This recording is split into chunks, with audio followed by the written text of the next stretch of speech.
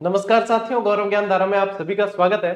अपना आरबीएससी का जो बैच चल रहा है उसको थोड़ा सा आगे बढ़ाते हैं, थोड़ा सा पुश करते हैं, थोड़ा सा पढ़ लेते हैं और अपने कर्तव्य पथ पे आगे बढ़ लेते हैं। देखो, जहां तक मैं सोच रहा हूं और मेरा प्रयास है वो यही है, क्योंकि राजस्थान जीके और बाकी भी जीके क्लासेस मैंने बहुत सारी करवाई है। आप यदि इसी चैनल पर देखोगे तो तकरीबन 3000 क्लासेस है ना। तो आप लोगों के लिए राजस्थान जी के 4 बार मैं पढ़ा चुका हूं और अब मेरी दिली इच्छा थी कि मैं आरबीएससी की पुस्तक आप लोगों को 6ठी से 10वीं तक कंप्लीट पढ़ा दूं, ताकि आप लोगों के ऊपर से ये बोझ हट जाए कि मूल किताबों में से सवाल आ रहे हैं, अब हम क्या करेंगे, अब हम कहां से पढ़े, कैसे पढ़े, समझ नहीं आ रहा। तो बस यही प्रयास है। तो काफी सारे विद्यार्थी जो नए नए जुड़े हैं उनके लिए थोड़ी सी सूचना है, वो ये है कि जो नए जुड़े और जिन्हें लगता है कि सर इसमें से तो काफी और भी मैटर मतलब होता है या और होना चाहिए, या किसी को लगता है कम होना चाहिए, तो देखो एक बात स्पष्ट कर दूं, जो आरबीएससी की मूल किताबें राजस्थान अध्ययन की जो कक्षा 6 से 10 तक चलती है उसको मैं कंप्लीट करवा रहा हूं। उसके अंदर जो अधूरापन है उसको पूरा करने की कोशिश कर रहा हूं, कि जो उसमें नहीं है वो भी मैं आप लोगों को साथ साथ करवा रहा हूं। ये चीज आप लोगों ने नोट की होगी। और फिर भी आपको लगता है कि और भी हो सकता है इसमें या और कुछ चीजें, तो इसके लिए मैंने आप लोगों को पहले ही कहा है कि मैंने 4 बार राजस्थान जीके अपने इस चैनल पे करवा रखा है अलग अलग बैच के जरिए। तो यदि आपको लगे कि इस क्लास में या इस वंश में या कोई भी टॉपिक के अंदर कि और कंटेंट हो सकता है या और भी होना चाहिए, या हमें जो है और कहां से कंप्लीशन मिलेगी, तो कुछ नहीं करना है, सिर्फ उस टॉपिक का नाम लिखो यूट्यूब पे, आगे जीजीडी लिखो। मैंने जितनी क्लासें ले रखी है यूट्यूब पे सारी मिल जाएगी। आज दिन तक मैंने जितनी भी क्लास ली है वो सारी निःशुल्क है और सारी यूट्यूब पे है। आपको कभी भी क्लास के लिए ऐप पर जाने की आवश्यकता नहीं है। तो ये निर्देश मैं बार बार देता हूं। अब जो रेगुलर टबर है नहीं बे हो चाहे के गुरुजी थे कह रही हो पाछो कि मैं पढ़ायो तो यहाँ है टाबरों के मेरे पाड़े हजारों कमेंट आवे दिन रात। और जब मैं एक कमेंट पढ़ूं पाछा कि सर ये वो कहां से मिलेगा, कहां मिलेगा, तब मुझे लगता है मैंने जब 3000 क्लासें दी है तो ये बच्चे बार बार क्यों पूछते हैं। तो नए बच्चों को निर्देश देने वापस जरूरी होते हैं, पुराने बच्चे उसमें एडजस्ट करेंगे। क्यों? क्योंकि ये सूचनाएं आपके लिए हो सकता है बार बार सुनी हुई हो, लेकिन काफी सारे ऐसे एस्पिरेंट्स आते हैं, काफी सारे ऐसे बच्चे आते हैं जिन्होंने नहीं सुनी होती है, तो उनको क्या है इंफॉर्मेशन देनी पड़ती है। अब भी इंफॉर्मेशन देने के बाद भी 2-4 दिन में फिर कमेंट ऐसे आ जाते हैं, तो उसमें क्या किया जा सकता है बताइए आप। यदि मेरी दी हुई सूचना से भी मान लो कि आपको लगे कि सर वापस बता रहे, तो आप ये सोचो कि मैं जब हजारों कमेंट पढ़ता हूं बार बार बताने के बाद भी, तो मुझे कैसी फीलिंग आती होगी। फिर भी मैं बता रहा हूं वापस क्या, हाँ भाई जानकारी दी होगी फिर भी बताओ आप। अच्छा ठीक है, आते हैं अपन आज के इस क्लास पे। देखो भाई साहब, आज अपन पढ़ेंगे मिर्जा राजा जय सिंह और सवाई जय सिंह। जो नया टबर है, मैं कई बार यूं सोच लिया करें मिर्जा राजा जय सिंह और सवाई जय सिंह एक ही है, तो नहीं है, अलग अलग है। इनके बीच में कुछ शासक भी है, ठीक है। तो यहाँ पे ये जो दो शासक है ना भाई साहब, इतने सवाल बनते हैं कछवा वंश में इन दोनों में से कि आप मतलब कल्पना नहीं कर सकते, बहुत सारे सवाल बनते हैं, ठीक है। और इसके अलावा भी यानी कि आरबीसी में नहीं दे रखे उन शासक से भी सवाल बनते हैं। अब देखो आरबीसी में माधो सिंह नहीं दे रखा, प्रताप सिंह नहीं दे रखा, राम सिंह नहीं दे रखा, है ना, ये भी ईश्वरी सिंह ने दे रखा, तो ये भी सवाल बनते हैं, उनसे भी बनते हैं, तो मैंने शामिल कर लिया है, ठीक है। तो उसकी चिंता मत करो, इसीलिए कह रहा हूं कि मैंने जो अधूरापन है उसको पूरा करके चलने की ठानी है। आप तो नियमित क्लास देखते चले जाओ। अच्छा, अभी राजवंश अपन कक्षा 10 की किताबें से पढ़ रहे हैं, छठी में भी पढ़ने को मिलेगा, कुछ 8वीं में भी पढ़ने को मिलेंगे, तो कंप्लीशन की ओर बढ़ेंगे अपन, उन चीजों को भी पढ़ेंगे ना। तो जब ये बैच पूरा हो जाएगा ना, 3 महीने धैर्य रखो, नियमित पढ़ो आप। और 3 महीने बाद जब ये बैच पूरा हो जाएगा उसके बाद आप मुझे कमेंट करके बताना कि अब क्या रह गया है और क्या मतलब होना चाहिए और, है ना। तो वो भी अपन कोशिश करेंगे, लेकिन जब ये कंप्लीशन की ओर बैच बढ़ेगा तब आपको पता चलेगा एक्चुअल के इस बैच को शुरू करने का, और इसको जब पूरा करेंगे उसके बाद में जो कॉन्फिडेंस बढ़ेगा कि क्या मकसद था सर का इसके पीछे, तब आपको समझ में आएगा। ठीक था ब्रो। देखो अब बढ़ा आगे, बात खूब होगी। कल अपा पढ़िया राजा मान सिंह, ठीक है। मान सिंह बहुत तबीयत बढ़िया है सारा का सारा। मान सिंह के बाद में देखो एक शासक बढ़िया जिनको नाम हो भाव सिंह। क्या नाम था? मान सिंह के बाद शासक बने भाव सिंह, ठीक है। और भाव सिंह के बाद शासक बनते हैं मिर्जा जय सिंह। कौन बनते हैं? मिर्जा जय सिंह। हालांकि मिर्जा तो उपाधि बाद में दी गई, लेकिन एक बार ये थोड़ा सा क्रम ध्यान में रख लेना। अब मिर्जा राजा जय सिंह की जो माता थी, माता का नाम था दमयंती कंवर। माता का नाम क्या था? दमयंती कंवर। दमयंती कंवर को ये डर था मन के अंदर कि जो भावी शासक भाव सिंह है वो कहीं मेरे पुत्र को मार नहीं दे भाई शासन के लोभ में, इसलिए ये जय सिंह को लेकर कहां चली गई थी? दौसा चली गई थी।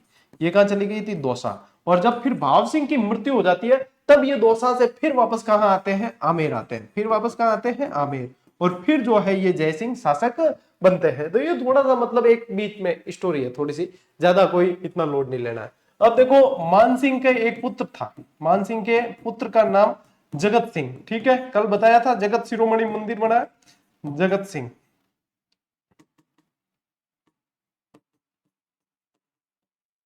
जगत शिरोमणि मंदिर बना।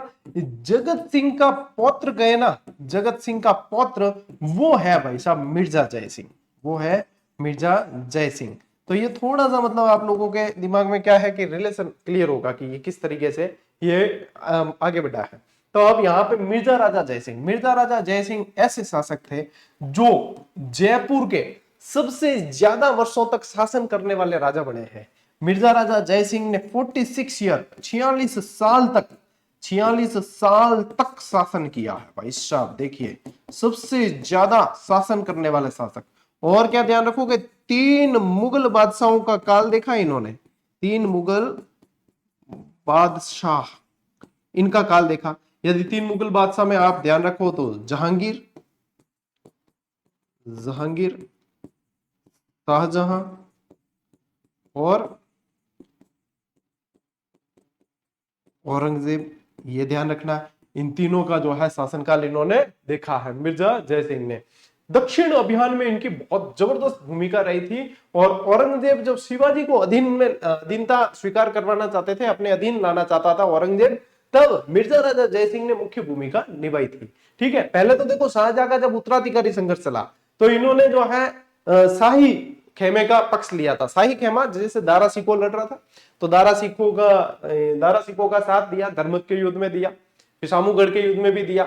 लेकिन फिर भाई साहब पता चला इनको कि औरंगजेब भाई जीत रहा है जंग, अपर के काटे कलडीनो है गए यार, कि औरंगजेब जीत रही, बाद में परेशान करी, औरंगजेब अलग ही परेशान करी अभी।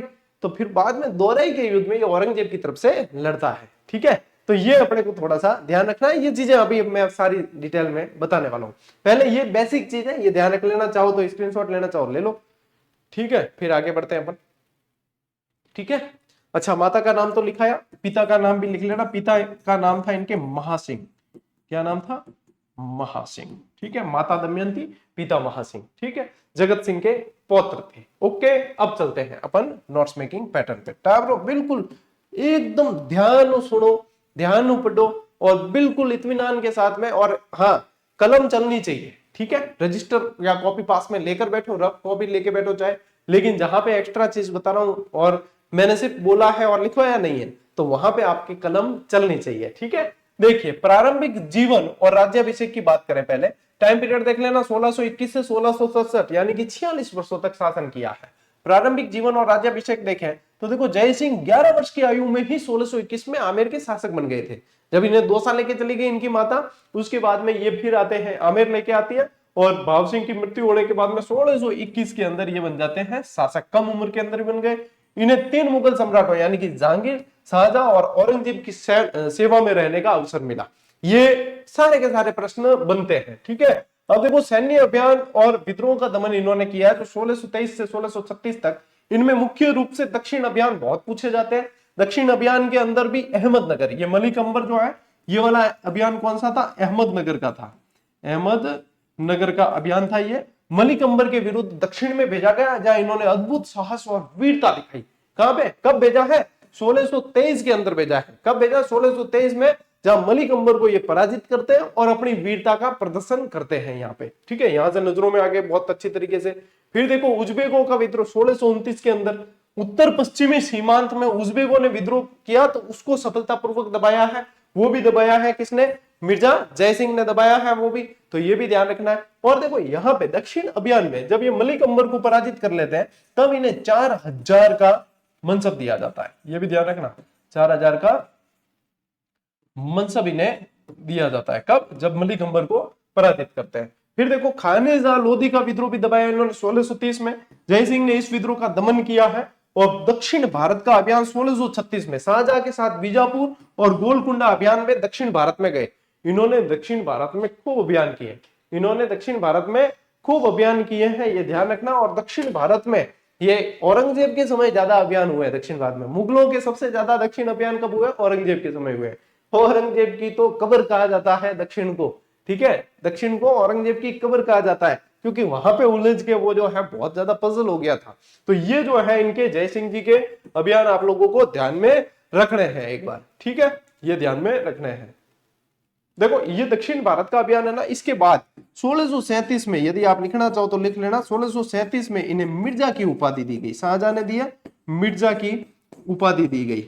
इसके जस्ट बाद आप ये लिख सकते हो, उपाधि दी गई, ठीक है, मिर्जा की उपाधि इन्हें दी गई, ये लिख लीजिए आप। ठीक है, अब देखो यहां पे हालांकि आ गया है मेंशन किया हुआ, 1637 में इन्हें मिर्जा की उपाधि दी और सूजा के साथ कंधार अभियान पे भेज दिया था। सूजा के साथ कंधार अभियान, पूरी लाइन मोस्ट इंपॉर्टेंट है, एक एक लाइन भाई, ये ध्यान रखना भाई, मैं बार बार कहता हूं आप लोगों को, ये ध्यान रखना, यहां मैं आरबीसी के अंदर जो बैच पढ़ा रहा हूं आप लोगों को, जो कंटेंट दे रहा हूं, जो चीज मिल रही है, एक एक लाइन से प्रश्न है आपके, हर एक लाइन से, मतलब आप सिंगल वर्ड को भी मिस नहीं कर सकते। ये वो क्लासेस है, ये वो क्लास है। एक कंप्लीट बैच मान लो किसी वैकेंसी का भी चलता है, तो उसमें फिर भी इतना कॉन्फिडेंस से मैं नहीं कह सकता कि हाँ इसमें से बनेगा, लेकिन इसमें से बनेंगे। और इनके तो प्रमाण, अभी तक जितनी क्लास हुई उसके बाद लैब असिस्टेंट का एग्जाम हुआ है, आप देख लो, जरूरी नहीं है कि आप कहीं पे भारी भरकम मोटी फीस जमा करवाते हो उसी के बाद आपको वो कंटेंट मिलेगा कि आप उससे सिलेक्शन ले सकते हो। भाई साहब जंजीर में जकड़ा राजा अब भी भारी है, ठीक है, निःशुल्क क्लासेस अभी भी भारी है, आप देख सकते हो, ठीक है। अब 1 मिलियन सब्सक्राइबर तक भी यदि मैं पेड कोर्स सेल नहीं करिया नहीं, तो बिंगो कारण है कि स्टूडेंट की भावनाओं इतो अटैचमेंट हुआ है, क्योंकि जो प्रण लेके चले थे और उद्देश्य लेकर मैं आया था, मैं शून्य था और मैं आज जो हूं वो आप सबकी बदौलत हूं। इसलिए जिस उद्देश्य को लेकर आया और जिस उद्देश्य ने मुझे पहचान दिलाई, मैं उससे हटना नहीं चाहता। 100 बात की एक बात यह है, आज 10,000 50,000 सब्सक्राइबर होते ही लोग कोर्स सेल कर देते, क्योंकि उनका उद्देश्य हो सकता है वो लेकर आए, लेकिन मेरा उद्देश्य उस समय ये बिल्कुल नहीं था कि मैं जो है इतने थोड़े बढ़ जाएंगे तो पेड क्लास दूंगा। जब मैंने आपको जोड़ा है निःशुल्क क्लास का कहकर, तो फिर बाद में मैं पेड क्लास की तरफ जा नहीं सकता, ये मेरे फिर जो है नीति के विरुद्ध हो जाएगा। बस इसी कारण जो है ये सिलसिला अनवरत चलता जा रहा है, आपके फायदा ही है, और जब आपका फायदा है तो निश्चित रूप से मेरा फायदा है, ठीक है। चलो टाप देखो, बहादुरपुर का युद्ध 1658 के अंदर उत्तराधिकारी युद्ध के अंदर इन्हें सूजा के विरुद्ध भेजा गया, जहां इन्होंने सूजा को पराजित किया। बहादुरपुर के युद्ध में सूजा को पराजित किया। फिर देखो धर्मत का युद्ध जब होता है, तो धर्मत के युद्ध में दारा सिकों का साथ देते हैं, धर्मत के युद्ध में दारा सिकों का साथ दिया है, और उस समय जसवंत सिंह भी दारा सिकों का साथ देता है। फिर बाद में जो है दो उसका कौन सा खजुआ का युद्ध होता है, तो खजुआ के युद्ध में भी दारा सिकों का साथ, लेकिन दोराई के युद्ध के अंदर फिर औरंगजेब का साथ देते हैं। औरंगजेब का पक्ष, उत्तराधिकारी युद्ध के अंत में इन्होंने औरंगजेब का पक्ष लिया है। तो यहां पे आप लिख सकते हो धर्मत और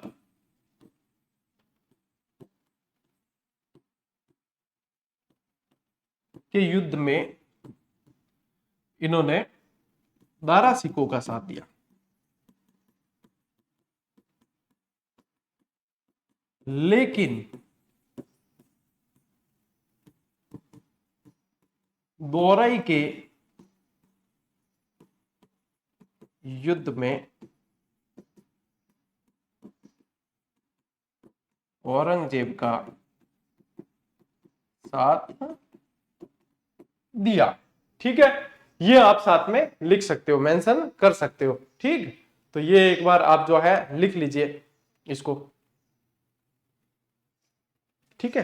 धर्मत और खजुआ नहीं, यहां पे सामूगढ़ आएगा, सामूगढ़ बोला मैंने, सामूगढ़ था और लिखवा दिया आपको खजुआ। सामूगढ़ के युद्ध में धर्मत और सामूगढ़ के युद्ध के अंदर दारा का साथ दिया, और ये लिखना, ठीक है, साथ दिया, लेकिन दोराई के युद्ध में औरंगजेब का साथ दिया, ठीक है। और बहादुरपुर का जो युद्ध है उसके अंदर ये सूजा के विरुद्ध भेजते हैं इनको, तो सूजा को पराजित किया था। ये इनके मुगलों के उत्तराधिकारी संघर्ष में इनका क्या रोल रहा था वो चीज है। फिर देखो मराठा अभियान और पुरंदर की संधि, ठीक है, ये ध्यान रखना आपको। पुरंदर की संधि वह संधि है जो पहले, इनसे पहले जसवंत सिंह प्रयास कर चुके थे अपने शिवाजी को अधीन लाने के लिए, लेकिन उन्हें विशेष सफलता नहीं मिली थी। लेकिन मिर्जा जय सिंह ने इस अभियान में सफलता प्राप्त की और शिवाजी से पुरंदर की संधि की थी, शिवाजी से पुरंदर की संधि की थी इन्होंने। ये मराठा अभियान और पुरंदर की संधि आप लोगों को ध्यान रखनी है। डेट भी पूछ सकते हैं तो ये ध्यान रखना 11 जून 1665 को हुई थी। कब हुई थी? 11 जून 1665 को। आपके आरबीएससी में डेट नहीं दे रखी, लेकिन ये ध्यान रखना है। अब देखो, दक्षिण में नियुक्त किया इनको। जयसिंह की सैनिक योग्यता और कूटनीति से प्रभावित होकर औरंगजेब ने दक्षिण में मराठों के विरुद्ध उन्हें भेजा है और दक्षिण में कूटनीति से शिवाजी को अकेला कर दिया और पुरंदर को जीतने में सफल हुए। पुरंदर का दुर्ग है, पुरंदर का दुर्ग है और पुरंदर के अंदर ही यहाँ पे संधि करते हैं। शिवाजी के विरुद्ध अभियान पर जाते समय कहा था, हम शिवा के व्रत के केंद्र की तरफ जो है केंद्र की तरह घेर लेंगे। क्या हम जो है उनको शिवाजी को केंद्र की तरह, व्रत के केंद्र की तरह घेर लेंगे चारों तरफ से। और जब ये संधि करते हैं तो इनसे जो है 35 में से 23 दुर्ग ले लिए थे इन्होंने। 35 में से 23 दुर्ग ले लिए और शिवाजी को मुगल दरबार में उपस्थित होने के लिए मजबूर कर दिया था। फिर देखो, शिवाजी को मुगल दरबार में लाया। औरंगजेब जो है शिवाजी का अपमान करता था। ठीक है, औरंगजेब क्या, शिवाजी का कद इतना ज्यादा नहीं था, कम कद था, नॉर्मल मतलब सामान्य कद था, कम भी नहीं कह सकते। तो उन शिवाजी को क्या किया कि दरबार के अंदर पहली पंक्ति में नहीं रखे और दूसरी पंक्ति में रखा। और जब व्यक्ति दूसरी पंक्ति में है तो दिखती बात है, या तो ऐसे देखने की या ऐसे ऊपर होके देखने की चेष्टा कर सकता है। तो जब ऐसा कुछ हुआ तो औरंगजेब ने जो है हंसी, मतलब एक ऐसी किसी को नीचा दिखाने के लिए कैसी हंसी हंसते हैं, वैसी जो है उसने वहां पे हरकत की। तो शिवाजी को ये बात चुभ गई और शिवाजी बाद में जो है, जहां शिवाजी को रुकवाया गया था राम सिंह की हवेली में, जो मिर्जा जयसिंह के पुत्र की वहीं पे जो हवेलियां, मतलब इनके जो घर होते थे एक तरीके से, उनके नाम थे, राम सिंह की हवेली में रुकवाया था। तो फलों की टोकरी में बैठकर शिवाजी वहां से निकल जाते हैं। जब वहां से निकल जाते हैं तो औरंगजेब मिर्जा जयसिंह से बड़ा खफा होता है और मिर्जा जयसिंह को जो है बहुत मतलब नाराज हो जाता है और इसका दोषी मानता है शिवाजी के वापस भागने का। फिर मिर्जा जयसिंह को फिर वापस दक्षिण के अभियान में भेजा जाता है और दक्षिण के अभियान में वहीं पे जो फिर बाद में मिर्जा जयसिंह की मृत्यु भी होती है। ठीक है, बुरहानपुर के अंदर, अभी पढ़ेंगे आगे। तो ये मैंने इन शॉर्ट आपको स्टोरी बता दी है। अब देखो, ये इनकी कुशलता का सबसे बड़ा प्रमाण था कि इन्होंने उस महान मराठा शासक शिवाजी को रोका जिन्होंने अफजल खां जैसे सेना नायक को पराजित किया था। अब यदि आपके चैप्टर शिवाजी भी होता तो फिर मैं डिटेल बताता कि अफजल खां को कैसे मारा था, बागनक वगैरह कैसे इनके पास में थे, बहुत सारी स्टोरी है। ठीक है, सूरत की लूट वगैरह खूब स्टोरी इनकी, शिवाजी की भी बहुत है। लेकिन चूंकि आपके नहीं है, राजस्थान जीके में नहीं है, इसलिए अपन ज्यादा डिटेल में नहीं जाएंगे। पुरंदर की संधि कब होती है? 1665। डेट पूरी लिख लेना, 11 जून 1665। और अंत में शिवाजी और जयसिंह के मध्य संधि हुई जो इनकी दूरदर्शिता और शक्ति की पराकाष्ठा थी। शिवाजी की मतलब यहाँ पे मिर्जा जयसिंह की शक्ति की पराकाष्ठा माना गया कि शिवाजी से संधि कर ली, उन्हें अधीन लाया है, यानी कि भाई साहब मिर्जा राजा जयसिंह कोई तो बड़ी तोप होगा, ऐसा माना गया। स्क्रीनशॉट लो, आगे बढ़ते हैं।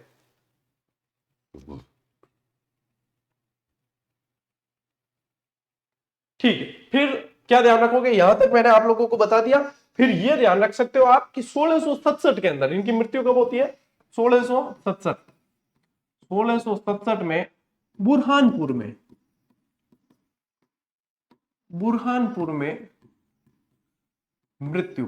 बस ये ध्यान रखना है कि यहाँ पे ये संधि की ये चीजें मैंने शर्त बता दी। फिर बाद में इनको वापस दक्षिण के अभियान में भेजा 1665 में, तो देखो हुई है संधि। फिर ये यहाँ से चले गए शिवाजी वापस, तब वापस इनको भेजा है। और फिर वहां पे क्या ध्यान रखोगे आप कि 1667 के अंदर इनकी मृत्यु हो जाती है। अब आप स्क्रीनशॉट ले सकते हो,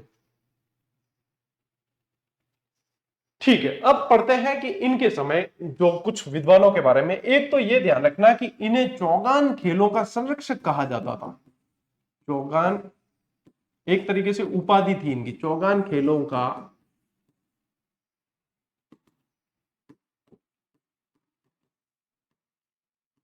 संरक्षक इन्हें कहा जाता था। इनके समय में एक बहुत जबरदस्त कवि हुए जिनका नाम था बिहारी। ये खुद अनेक भाषाओं के ज्ञान रखते थे और विद्वानों के आश्रयदाता थे। और इनके समय में कवि बिहारी थे, जो बिहारी सतसई नामक ग्रंथ इन्होंने लिखा। और इन बिहारी को हर एक दोहे की रचना पर एक स्वर्ण मुद्रा मिलती थी। ठीक है, स्वर्ण मुद्रा देते थे ये, इतने इनसे प्रभावित थे। और क्या ध्यान रखोगे, ये पूछ सकते हैं कि ये जो बिहारी है इसे इन्होंने काली पहाड़ी जागीर दी थी। भाई साहब, काली पहाड़ी नाम की जागीर दी थी, काली पहाड़ी जागीर दी थी। ये ध्यान रखने लायक चीज है भाई, ये ऐसे ऐसे प्रश्न बहुत जबरदस्त तरीके से पूछे जाते हैं, ठीक है। तो ये आप लोगों को ध्यान रखना है। एक ये भी है कि एक कुलपति मिश्र भी थे जिन्होंने 52 प्लस ग्रंथ लिखे, 52 से ज्यादा, वो इनके बिहारी के भांजे थे कुलपति मिश्र, वो भी इनके दरबारी थे, यहाँ पे लिख सकते हो।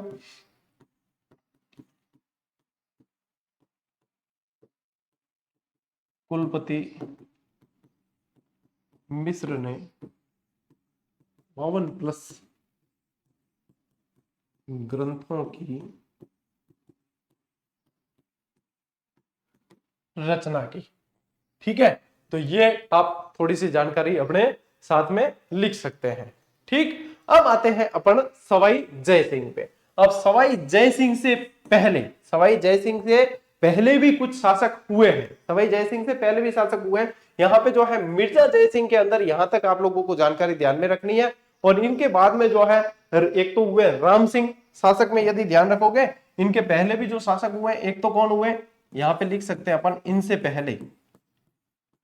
इनसे पहले राम सिंह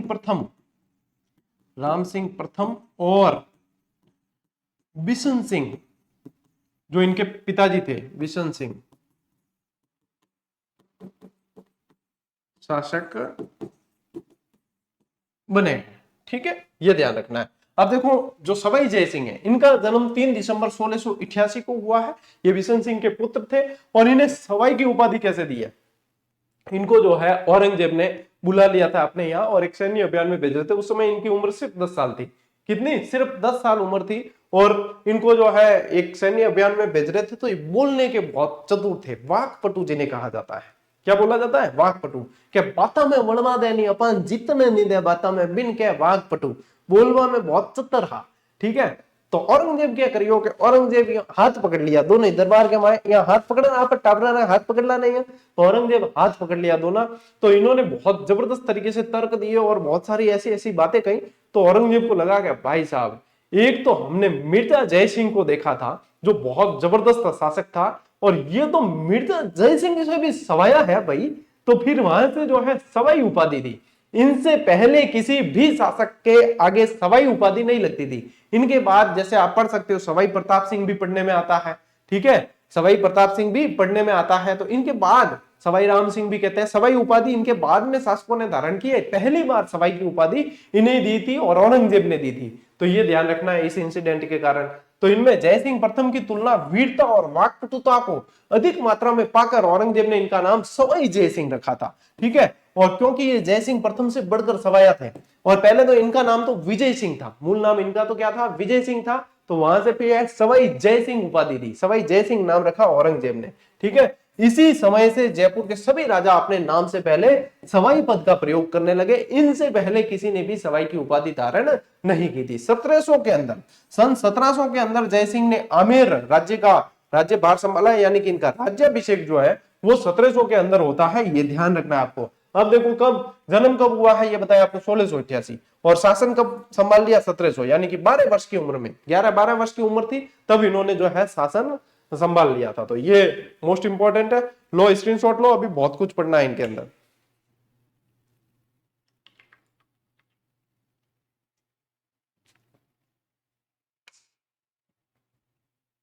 ठीक है, तो देखो एक तो ये ध्यान रखना, पहले जैसे ही शासक बने थे ना, तो 2000 का मनसब दिया था इन्हें औरंगजेब ने, ठीक है। फिर बाद में 4000 का किया इसे, और बाद में 5000 का भी किया गया था ये मनसब, ठीक है। ये ध्यान रखना है। अब देखो यहाँ पे जो है एक युद्ध होता है जिसको कहते हैं जाजऊ का युद्ध। ये जाजऊ जो है यूपी के अंदर पड़ता है। ये जाजऊ का एक युद्ध होता है यहाँ पे, जो इसकी डेट यदि लिखना चाहो तो 2 जून 1707 को ये युद्ध होता है। ये युद्ध क्या है? औरंगजेब की मृत्यु के बाद, 1707 में औरंगजेब की मृत्यु हो गई। औरंगजेब की मृत्यु के बाद औरंगजेब के उत्तराधिकारियों के अंदर युद्ध छिड़ गया। एक काम बख्श वगैरह 2 और बेटे थे इसके, उनको तो राज्य का मोह था ही नहीं। एक तो आजम और एक मुअज्जम, इन दोनों को राज्य का मोह था, तो ये आपस में भिड़ गए, जाजम और मुअज्जम भिड़ गए। तो यहाँ पे इन्होंने क्या किया, यहाँ पे आजम लिखा है ना, आजम, हाँ मैं क्या कह रहा हूँ, जाजम, राजपूतान ने जाजम ज्यादा याद आवे, आजम और मुअज्जम, ठीक है। आजम का पक्ष लिया इन्होंने 1707 में औरंगजेब की मृत्यु के बाद उत्तराधिकारी युद्ध में। जय सिंह ने आजम का पक्ष लिया। लेकिन जीता कौन? मुअज्जम। इस युद्ध में मुअज्जम जीत गया। अब देखो मतलब जिनको पक्ष लियो वो जीतियो नहीं। मुअज्जम जो है ये बहादुर शाह के नाम से शासक बनता है, और ये शासक बनता है तब सवाई जय सिंह को जो है थोड़ा सा परेशान करता है। तो फिर बाद में जो है सवाई जय सिंह को यहाँ से आमेर से गद्दी से हटा भी देता है, और आमेर को जीतकर यहाँ का नाम पहले इस्लामाबाद और फिर मोमिनाबाद नाम रखा जाता है। तो ये ध्यान रखना यहाँ पे कि मुअज्जम जीत गया था, आमेर का नाम परिवर्तन कर दिया मुअज्जम ने, जो बहादुर शाह के नाम से शासक बना, और आमेर पहुंचकर विजय सिंह को शासक घोषित किया। विजय सिंह सवाई जय सिंह के भाई थे। विजय सिंह को शासक बना दिया, सवाई जय सिंह को हटा दिया। ठीक है, और यहाँ पे क्या ध्यान रखोगा, आमेर का नाम बदल के क्या रख दिया? मोमिनाबाद रख दिया। यहीं पे नाम परिवर्तन हुआ था आमेर का। ठीक है, जैसे कि जालोर का जलालाबाद, सिवाना का खैराबाद, चित्तौड़ का खिजराबाद, वैसे ही आमेर का मोमिनाबाद नाम रखा गया। ये ध्यान रखना है। फिर सवाई जय सिंह आमेर पर पुनः अधिकार करते हैं। मेवाड़ की सहायता से सवाई जय सिंह ने आमेर पर पुनः अधिकार किया, और मुगल सम्राट को इन्हें आमेर का शासक स्वीकार करना पड़ा। अब इस समय मेवाड़ में कौन थे? तो यहाँ पे भाई साहब देखो, मेवाड़ के अंदर थे अमर सिंह। शासक कौन थे? अमर सिंह द्वितीय। अमर सिंह द्वितीय थे। ठीक है, यहां पे इस समय जोधपुर में कौन थे? जोधपुर के अंदर थे अजीत सिंह। अजीत सिंह। ठीक, और मेवाड़ के अंदर अमर सिंह, और यहां पे सवाई जय सिंह है। अब मुअज्जम ने क्या किया? अजीत सिंह को, जोधपुर के अजीत सिंह को, और यहाँ पे इनको सवाई जय सिंह को, इन दोनों को एक युद्ध अभियान पे भेजा, और संजोग से दोनों मिल गए, और दोनों ने अपने दुखड़े सुनाए, दुख दर्द बांटा के भाई ये तो अपने परेशान कर रहा है, तो क्या अपन जो है इससे संघर्ष करें कैसे? ये थोड़ा पावरफुल है, तो क्या अपन संघर्ष कर सकते हैं यदि मेवाड़ का साथ मिल जाए? तो फिर ये संपर्क करते हैं मेवाड़ के अमर सिंह से, और मेवाड़ के अमर सिंह से इस समय एक समझौता होता है जिसे कहा जाता है देबारी का समझौता। ठीक है, जिसे क्या कहते हैं? देबारी का समझौता। और उस देबारी के समझौते के तहत अमर सिंह अपनी पुत्री का विवाह करते हैं सवाई जय सिंह से, और ये कहते हैं कि इनसे उत्पन्न पुत्र आगे कछवा वंश का शासक बनेगा, ये चीज। और फिर बाद में जो है ये मुअज्जम को यहाँ से मुअज्जम से संघर्ष करके और यहाँ के दोनों के शासन वापस अपने अपने शासन जो है ये प्राप्त कर लेते हैं। लेकिन बाद में क्या होता है कि अजीत सिंह भी अपनी पुत्री का विवाह सवाई जय सिंह से कर देते हैं, और इन दोनों से उत्पन्न पुत्र, एक से ईश्वरी सिंह और एक से माधो सिंह, जो कछवा वंश के अंदर उत्तराधिकारी संघर्ष का कारण बने। बाद में ईश्वरी सिंह ने आत्महत्या कर ली थी और माधो सिंह शासक बने थे। तो ये चीज चलती है, ये मैं बताता हूँ वापस देबारी समझौता बताता हूँ आपको, लिखवाता भी हूँ, एक बार स्क्रीनशॉट लो। ठीक, अब देखो टावरों, एक तो है सवाई जय सिंह में हुड्डा सम्मेलन, वो ध्यान रखना। पहला थे देबारी समझौता, देखो हुड्डा सम्मेलन भी देखा, देबारी समझौता देखो। देबारी वर्तमान में उदयपुर के अंदर है, वही देबारी है। मारवाड़ के अजीत सिंह, जयपुर के सवाई जय सिंह और मेवाड़ के राणा अमर सिंह द्वितीय के मध्य यह समझौता होता है। अमर सिंह की पुत्री चंद्रकुवरी का विवाह उत्तराधिकारी शर्त के साथ में सवाई जय सिंह से हुआ, यही चीज बताई मैंने। और देखो बाद में मारवाड़ की, अब ये हो गया ना समझौता, अब ये अपने अपनी जगह पे सेट हो गए। लेकिन बाद में मारवाड़ की सूरज कुवरी यानी अजीत सिंह की जो पुत्री है उसका विवाह भी सवाई जय सिंह से हुआ। और चंद्र कुवरी से उत्पन्न पुत्र कौन था? माधो सिंह। और सूरज कुवरी से उत्पन्न पुत्र कौन था? ईश्वरी सिंह। तो ये दोनों बाद में उत्तराधिकारी संघर्ष होता है। अब उत्तराधिकारी संघर्ष कैसे होता है, तो यहाँ पे मैं थोड़ा सा देखो आप लोगों के लिए और भी चीज लेके आया हूं, उसको देख लेते हैं। ये तो ये जो है, ये देखो राजस्थान के उत्तराधिकारी संघर्ष में मराठा भूमिका रही है। और जयपुर का उत्तराधिकारी संघर्ष जो 1708 का देबारी समझौता था उसके फलस्वरूप हुआ। तो इसमें क्या हुआ, मेवाड़ के अमर सिंह थे और मारवाड़ के अजीत सिंह थे और आमेर के सवाई जय सिंह। इन अमर सिंह जी ने भी अपनी पुत्री चंद्रकुवरी का विवाह किससे किया? सवाई जय सिंह से। इन अजीत सिंह जी ने भी अपनी पुत्री सूरज कुवरी का विवाह किससे किया? सवाई जय सिंह से। इनसे उत्पन्न पुत्र देखो, सूरज कुवरी से ईश्वरी सिंह, चंद्रकुवरी से माधो सिंह, ये दोनों आपस में भिड़ गए। और फिर युद्ध हुआ, एक तो राजमहल का युद्ध 1747, ईश्वरी सिंह विजयी होते हैं लेकिन मराठा सहायता लेते हैं, बाद में मराठे परेशान करते हैं। बगरू का युद्ध 1748, माधो सिंह विजयी हुए, लेकिन फिर भी यहाँ पे भी ईश्वरी सिंह से हरजाना लिया गया और उन्होंने फिर वापस वही चीज लोन लिया मराठों से। मराठे परेशान करते थे, बाद में इतने परेशान हो गया ये ईश्वरी सिंह कि ईश्वर लाट जो खुद की बनाई हुई थी वहां से कूद के और आत्महत्या कर ली।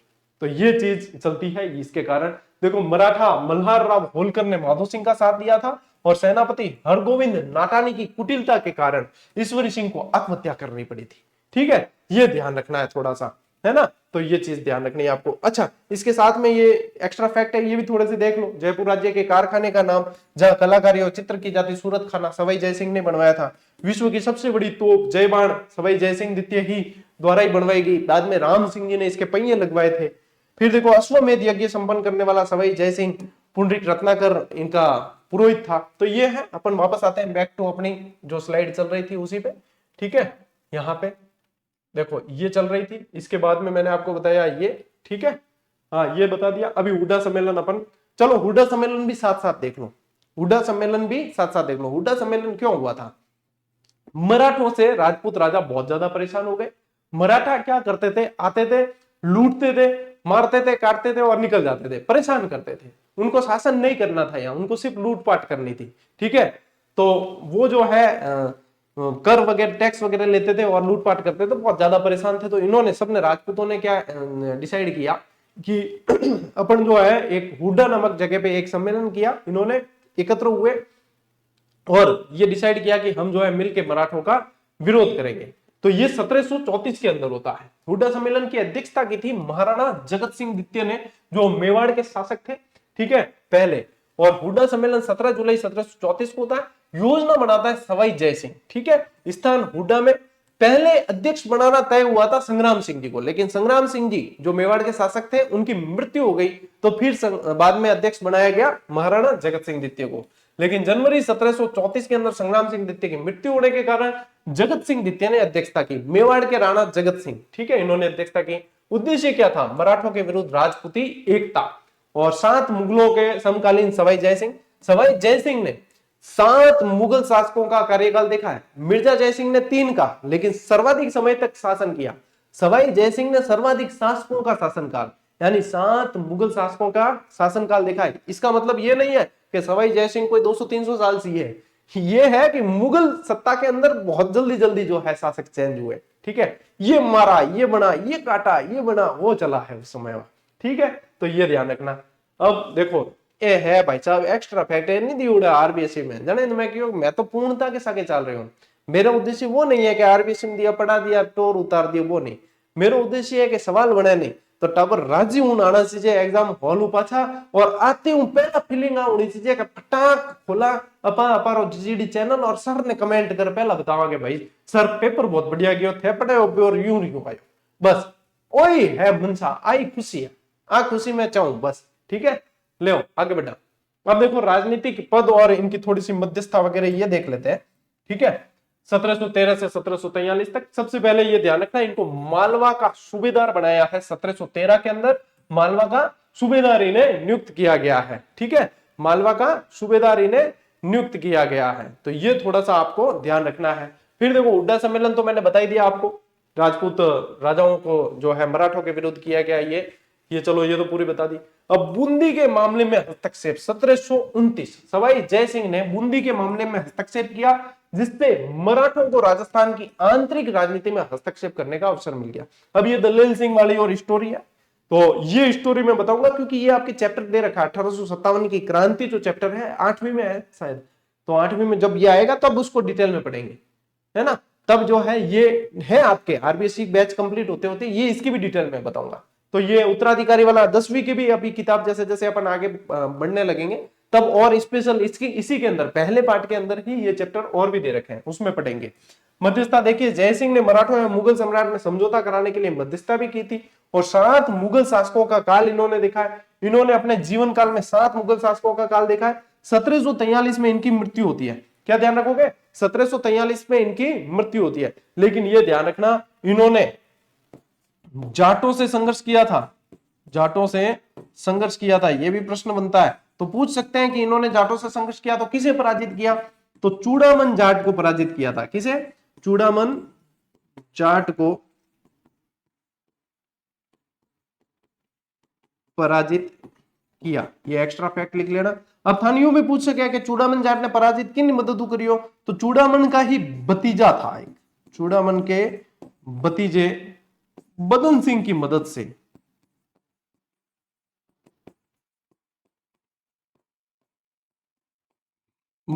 ठीक है। तो फिर बदन सिंह जो है, बदन सिंह को सवाई जय सिंह ने एक उपाधि दी थी, वो ध्यान रखना ब्रजराज की उपाधि,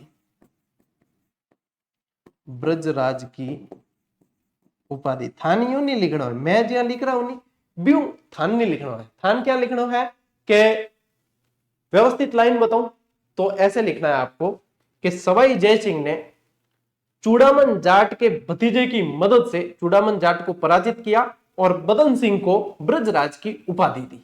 बस एक लाइन इस तरीके से लिखना है, ठीक है, इस तरीके से लिखना है। चलो ले स्क्रीनशॉट।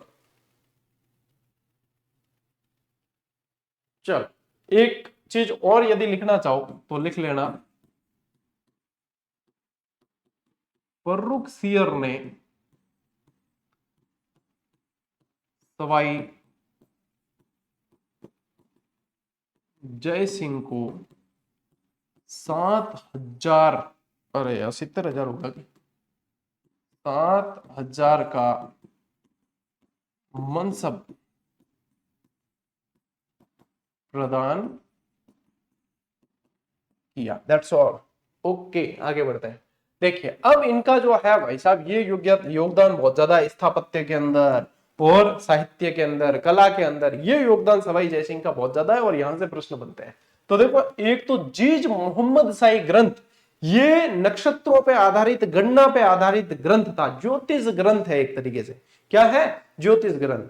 तो यहाँ पे क्या है, ये इसको मोहम्मद शाह को खुश करने के लिए लिखा हुआ है। मोहम्मद शाह ने इनको एक समय कैद में डाल दिया था, तो इन्होंने जो है जेल में ये कहते हैं कि ग्रंथ लिखा और मोहम्मद शाही, जीज मोहम्मद शाही नाम रखा ताकि ये खुश हो जाए। तो ये जो है नक्षत्रों की शुद्ध सारणी बनवाई और उसका नाम जीज मोहम्मद शाही लिखा। और देखो इन्होंने जय सिंह कारिका नामक ज्योतिष ग्रंथ भी लिखा है। जय सिंह कारिका इनका खुद का लिखा हुआ ग्रंथ है। और 5 वेधशालाएं बनवाई है इन्होंने। वेधशालाएं यानी कि जहां यंत्र मंत्र हुआ करते थे, बाद में अपा कह दिया जंतर मंत्र, अपा बोली जी को यंत्र मंत्र यानी कि गणनाओं पे आधारित। उस समय सूर्य, घड़ी, सम्राट, यंत्र वगैरह ये सब देख के गणनाएं कर लेते थे, बताइए इतने जबरदस्त तरीके से। तो ये 5 वेधशालाएं बनवाई इन्होंने और ये 5 वेधशालाएं बहुत ज्यादा मोस्ट इंपॉर्टेंट है, पूछी जाती है। कैसे याद रखोगे? डीजे पर आवाज कैसी आती है? बम। कैसी आवाज आती है? डीजे पर बम। तो ऐसे याद रखना है आपको, डीजे पर बम।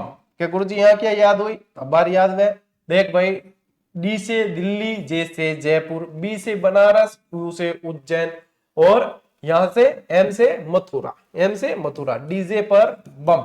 तो ये 5 वेधशालाएं हैं, जयपुर, दिल्ली, मथुरा, उज्जैन और बनारस। ये वेधशालाएं जो है आपको ध्यान रखनी है। 5 जंतर मंतर सिर्फ जयपुर में नहीं है, जंतर मंतर 5 जगह हैं। वो पांचों की पांचों जगह बनवाई किसने? सवाई जय सिंह ने बनवाई है। अब जयपुर वाले जंतर मंतर की विशेषता देखिए कि ये वेधशाला सबसे बड़ी है। सबसे बड़ी तो जयपुर वाली है और सबसे पहले दिल्ली वाली बनाई थी। दिल्ली वाली सबसे पहले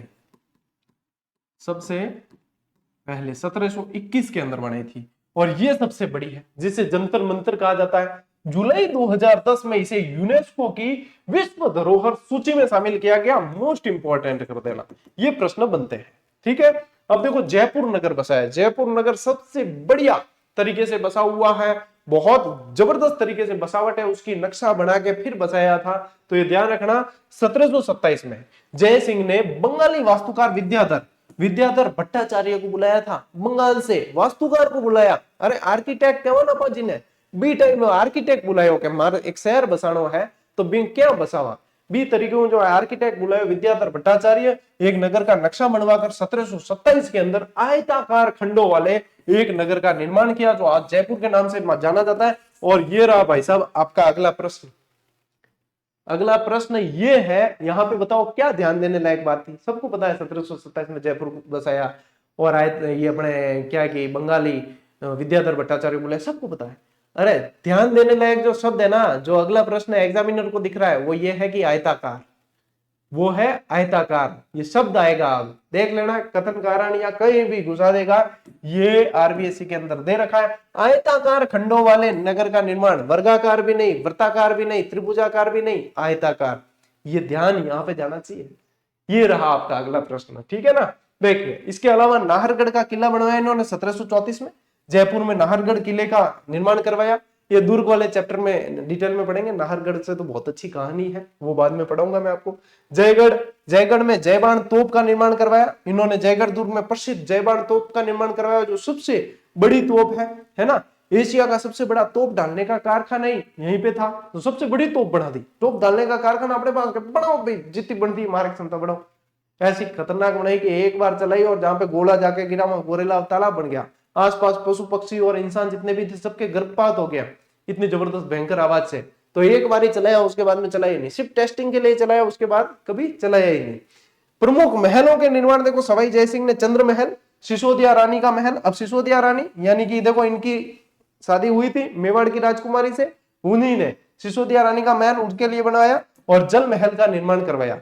और इस जल महल के अंदर ही इन्होंने बाद में जो है अश्वमेध यज्ञ करने के बाद अव्रत स्नान के लिए बनवाया था। ये अव्रत यानी ढका हुआ स्नान अपनी रानियों के साथ में, अश्वमेध यज्ञ के बाद अपनी रानियों के साथ ढका हुआ, यानी कि बिल्कुल पानी के अंदर जो है मैं एक मतलब बना के महल बना के वहीं पे ढका हुआ स्नान करने के लिए, अव्रत स्नान बोलते हैं उसको, उसके लिए बनाया था। तो ये जल महल का निर्माण भी इन्होंने करवाया। ठीक है, लो स्क्रीनशॉट। देखो अगली चीज, ये जयपुर की स्थापना वाला तो ये तो रिपीट है, ये तो अपन ने पढ़ लिया। ठीक है, ये पढ़ लिया। आयताकार खंडों वाला ये ध्यान रखना। अब देखो अश्वमेध यज्ञ करवाया इन्होंने अश्वमेध यज्ञ करवाया। ये अंतिम हिंदू नरेश थे जिसने अश्वमेध यज्ञ करवाया है। और भाई साहब पंडित याद रखना रहे, पंडित पुंडरीक रत्नाकर, पुंडरीक रत्नाकर थे। अब इसमें क्या होता है, अश्वमेध में एक घोड़ा छोड़ दिया जाता है और घोड़ा जहां जहां तक जाएगा वो उस राजा का शासन माना जाएगा। तो इनके घोड़े को रोका था कुम्माणी राजपूतों ने, फिर उनसे युद्ध भी हुआ था इनका, कुम्माणी राजपूतों ने रोका था, ये ध्यान रखना। इन्होंने सती प्रथा पर रोक के प्रयास किए थे। सवाई जयसिंह पहला राजपूत हिंदू शासक था जिसने सती प्रथा पर रोकथाम के लिए प्रयास किए थे। और इन्होंने विधवा विवाह को मान्यता प्राप्त कर दी थी। ठीक है, विधवा विवाह को मान्यता देने के नियम बनाए थे। ये दोनों ही फैक्ट है ना, ये प्रश्न बनने लायक है। जहां पे अपन को लगता है कि ये क्या इजी है, इनको क्या याद करें, लेकिन कंफ्यूजन वाले यही बाद में कंफ्यूजन होगा। ये ध्यान रखना, ये विधवा विवाह और सती प्रथा सवाई जयसिंह से संबंधित है। ठीक है, ले स्क्रीनशॉट ले।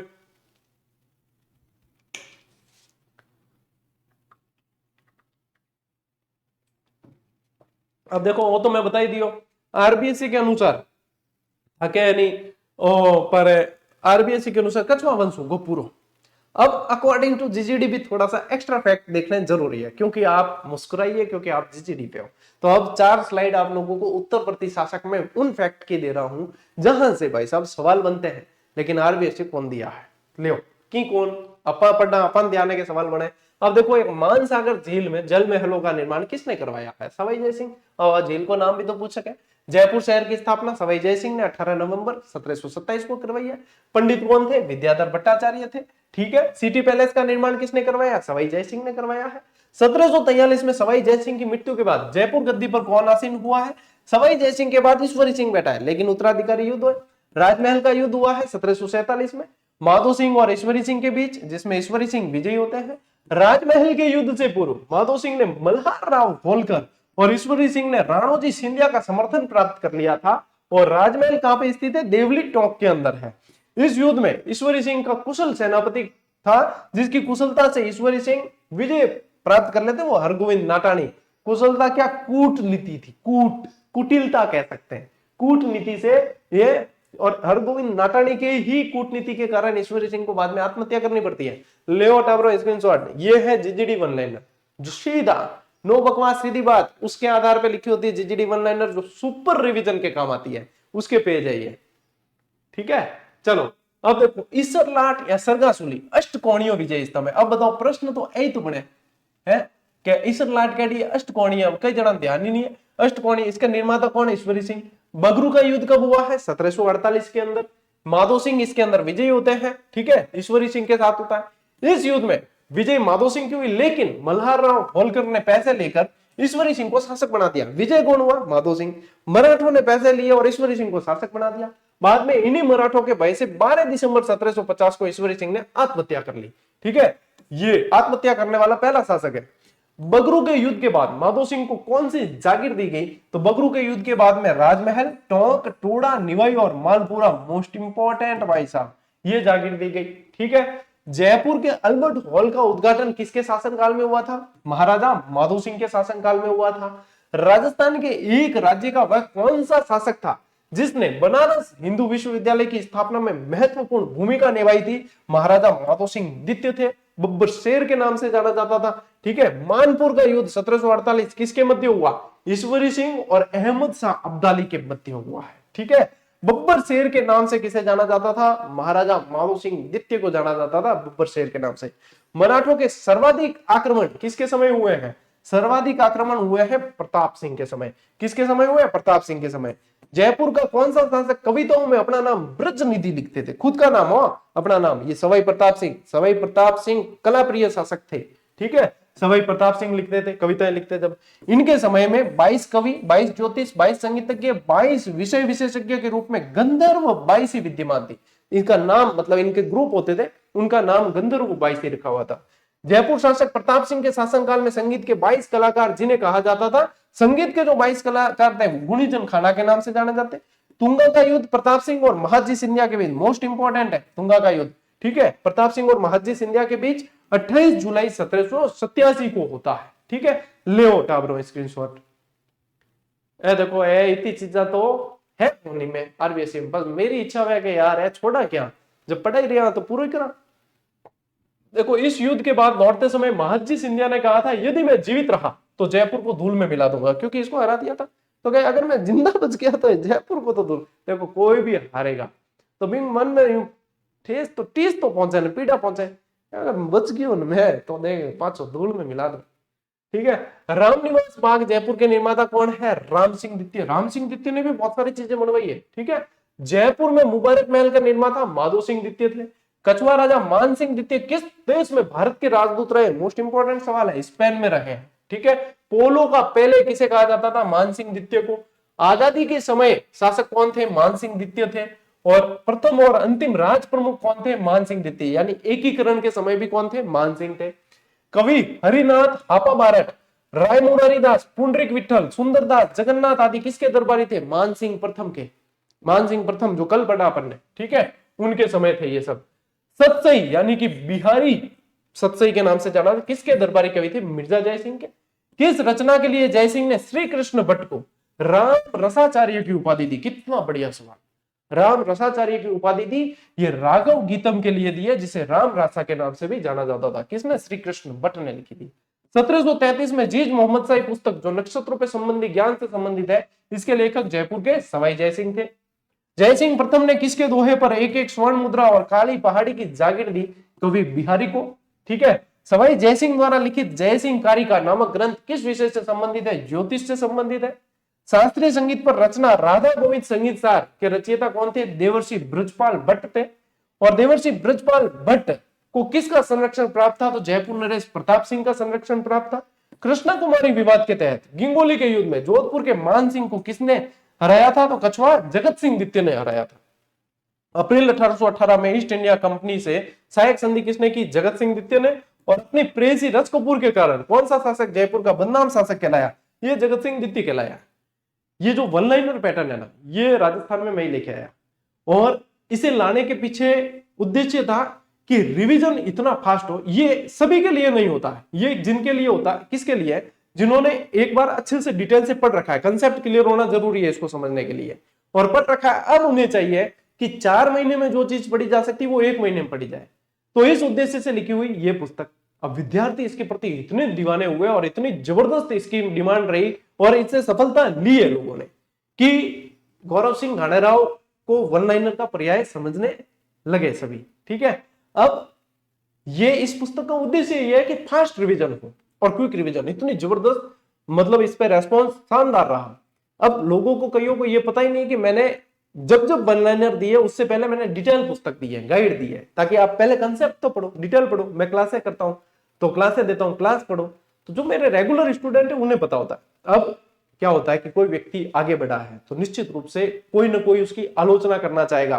कोई भी व्यक्ति नहीं चाहता कि ये व्यक्ति ऊपर चढ़ जाए तो हमारी जो है हाइप कम हो जाए या ऐसा हो जाए। तो वो इस चीज को क्या करते हैं, मुद्दा बनाते हैं कि वन लाइनर से सिलेक्शन नहीं होता, वन लाइनर पढ़ने से क्या होता है। तो हम भी कहते हैं वन लाइनर से नहीं होता, लेकिन वन लाइनर से रिवीजन कितना फास्ट होता है और क्या क्या चीज, क्या लेवल है इसका, ये देखिए। तो जो रेगुलर स्टूडेंट है उन्हें पता है, उन्हें समझाने की जरूरत नहीं पड़ती, और जो नहीं है उन्हें चाहे कितना ही समझा दो तो वो तो करेंगे। उनको पता है कि ये व्यक्ति आगे बढ़ गया तो ये तो निःशुल्क करके तो हमारे तो मतलब भैया बट्टे बेटा देगा। तो ये जो होता है, अभी बीच में जो है एक माहौल बनाया सबने, अरे वन लाइनर से ऐसे, वन लाइनर, अरे जो वन लाइनर अन्य पुस्तकों का मैं नहीं कहता कि अन्य किसी राइटर ने कैसे लिखी है, जो मैंने लिखी है वो मैं जानता हूं कि मैंने उसके पीछे कितनी मेहनत की है और मैंने उसके अंदर क्या डाला है। मैंने समुद्र मंथन करके अमृत निकाला है, वो वन लाइनर में दिया है।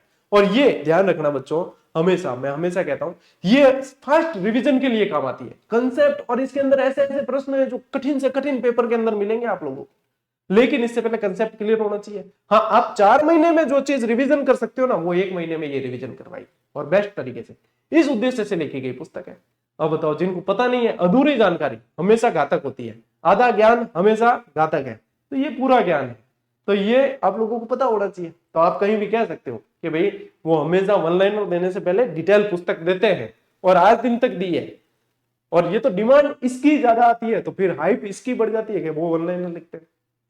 वन लाइनर भी लिखते हैं, ऑब्जेक्टिव भी लिखते हैं, मानचित्रावली भी लिखते हैं, गाइड भी लिखते हैं, अलग अलग वॉल्यूम भी लिखते हैं डिटेल। मैंने तो हुकम सर के साथ, हुकम चंद जी जैन सर के साथ भी वॉल्यूम किया है, ठीक है, जो आप हिंदी ग्रंथ अकादमी में पढ़ते हो। अच्छे अच्छे राइटर्स के साथ में कोलैबोरेशन किया है हमने, राइटिंग की है। लेकिन ये तो चीज अब ठीक है, दिमाग में आई तो मैं बता रहा हूँ, बाकी हर किसी को जवाब देना जरूरी भी नहीं होता। तो जो समझते हैं उनके लिए सब कुछ है, जो नहीं समझते उनके लिए कुछ भी नहीं, ठीक है। तो आज क्योंकि एक वो आयो है कि मैं देखो एक क्लास के माध्यम में वो भी ठाबड़ है कि कितनी जबरदस्त जानकारी इसके अंदर, सिर्फ वन लाइन नहीं है, ये पूरी डिटेल है, ठीक है। ले स्क्रीनशॉट देखो। अब इसके अलावा सवाई जयसिंह द्वारा निर्मित एशिया की सबसे बड़ी तोप को पहियों पर किसने रखवाया? राम सिंह द्वितीय ने। आरबीएससी में भी नहीं दे रखा, मैंने दिया, देख लो। कछवा वंश के किस शासक का वास्तविक नाम कायम सिंह था? माधो सिंह द्वितीय का नाम कायम सिंह था। अब सीधी सीधी याद होती है ऐसी चीजें। कछवा वंश का वह शासक जो 1902 में एडवर्ड सप्तम के राज्याभिषेक में शामिल होने जाते समय अपने साथ 2 बड़े चांदी के पात्रों को गंगा जल ले गए, वो माधो सिंह द्वितीय थे। अब देखो, सिर्फ मैं ये दे देता ना कि हाँ कौन पात्र ले गए, माधो सिंह, तो वो मतलब नहीं था। मैं वन लाइनर यानी लाइन के अंदर भी पूरी लैंग्वेज देता हूं ताकि वो समझ में आए चीज। और वर्तमान में ये पात्र सिटी पैलेस में रखे हुए हैं। बनारस हिंदू विश्वविद्यालय के निर्माण हेतु मदन मोहन मालवीय को 5 लाख रुपए की सहायता किसने दी? माधो सिंह द्वितीय ने दी। अब देखो, सवाई प्रताप सिंह के अंदर ध्यान रखना, इनके संगीत गुरु चांद खां थे। चांद खां ने स्वर सागर की रचना की और इन्हें प्रताप सिंह ने बुद्ध प्रकाश की उपाधि दी है। सवाई प्रताप सिंह के काव्य गुरु कौन थे? गणपति भारती थे, इन्होंने संगीत सागर की रचना की है। नाहरगढ़ में अपनी प्रेयसियों के लिए एक जैसे 9 महल सिटी पैलेस में मुबारक महल आदि किसने बनवाए? माधो सिंह द्वितीय ने बनवाए हैं। और कछवा वंश के किस शासक का नाम मोर मुकुट सिंह था? तो सवाई मान सिंह द्वितीय का नाम मोर मुकुट सिंह था। जयपुर के किस शासक ने घुड़सवार सेना मान गार्ड का गठन किया था? मान सिंह द्वितीय ने किया था। और आधुनिक जयपुर का निर्माता किसे कहा जाता है? मिर्जा इस्माइल को कहा जाता है। ये सवाई मान सिंह द्वितीय के प्रधानमंत्री थे। मान सिंह द्वितीय ने गायत्री देवी से विवाह किया, जो राजस्थान की पहली महिला लोकसभा सदस्य भी रही है। और मोती डूंगरी पर तख्तेशाही महलों का निर्माण किसने करवाया? ये आप लोगों को ध्यान रखना है, मान सिंह ने। और पोलो खेलते समय दुर्घटनावश 1970 में इनकी मृत्यु हो गई थी, ठीक है। तो ये जो है भैया जानकारी, आपको मैंने थंबनेल पे भी लिखा है उत्तरवर्ती शासक, ये उत्तरवर्ती शासकों से संबंधित जानकारी है, स्क्रीनशॉट लीजिए, ठीक है। तो औथे देख ली, क्लास भी भाई भावना देख ली, वन लाइनर के मैटर दियो। जो नहीं पढ़ी नहीं, जो जिसने नहीं पढ़ी है किताब, वो सिर्फ कह सकता है कि हाँ वन लाइनर से सिलेक्शन नहीं होता, लेकिन जिसने पढ़ी है उसने तो सिलेक्शन लेके ही दिखा दिया कि भाई साहब मैं तो लाग चुका और प्रोबेशन कंप्लीट है, सैलरी उठा रही हूं बढ़िया। तो ये चीजें हैं। अब जितने मुंह उतनी बातें होती है।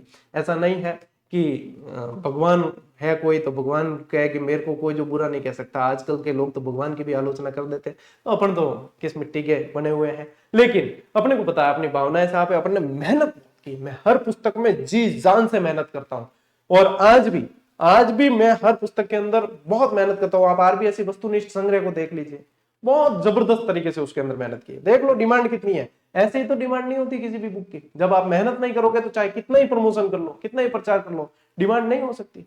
और आप मेहनत करोगे तो आप सिर्फ थोड़ी सी बता दो, अपने आप डिमांड होती है, क्योंकि मेहनत की कदर है। बस वही चीज है। अभ्यास सीरीज आप लोगों को दे रखी है, ज्वाइन कर लेना, अभ्यास कर लेना। आज की ये क्लास तो यहीं पूरी कर रहे हैं। अब नेक्स्ट क्लास सोमवार को आएगी, क्योंकि अपनी क्लास सोम से शुक्रवार कंटिन्यू रहती है, ठीक है। तो तब तक रिवीजन करना, बहुत अच्छी तरीके से नोट्स बनाना, पढ़ना, दिख भ्रमित मत होना, अपने विवेक के अनुसार निर्णय लेना और आगे बढ़ते चले जाना। मैं मिलता हूं साथियों अगली क्लास में, अगले वीडियो में। तब तक के लिए राम राम, जय हिंद।